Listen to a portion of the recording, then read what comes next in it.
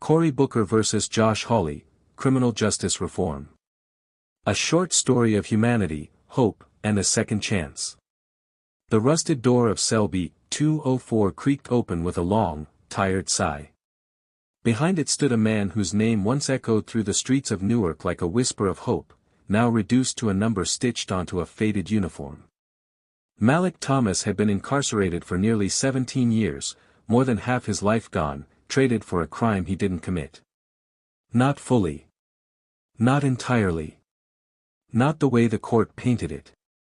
But Malik didn't think about innocence anymore. He thought about his mother's deathbed, the words she croaked out as her breath grew faint: live free, even if the world locks you up. You hear me? Freedom is in here. Her hand pressed to his chest. His heartbeat had never left those words behind.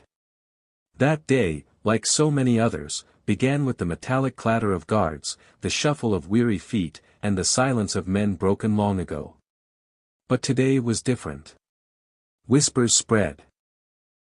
A committee. A visit. Senators. Hope. Booker's coming, someone whispered. Yeah, with Hawley. A laugh followed. That's oil and water. What could they possibly agree on? No one knew. But Malik heard the whisper, and for the first time in years, he sat straighter in his chair at the library table, a worn-out copy of The Souls of Black Folk open before him. Senator Cory Booker stepped into the prison with a quiet reverence, like someone entering a church. He had walked into many prisons before, but this visit carried weight. He'd invited Senator Josh Hawley to come, not because they agreed on much, but because something deep inside him whispered that redemption required unlikely allies.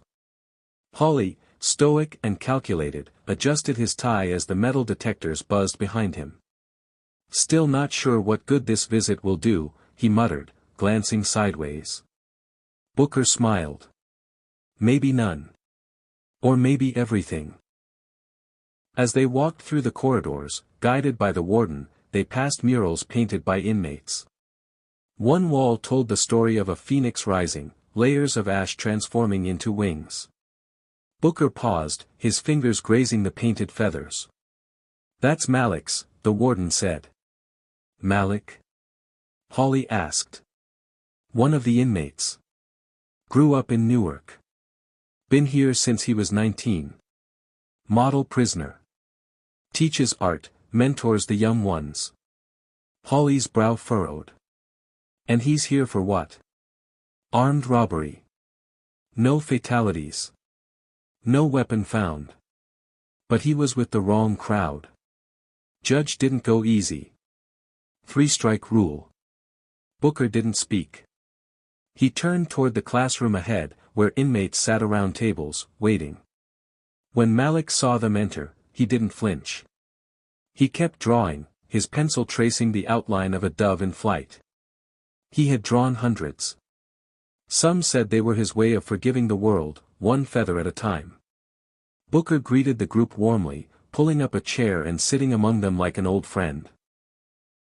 Hawley, more reserved, remained standing until a young man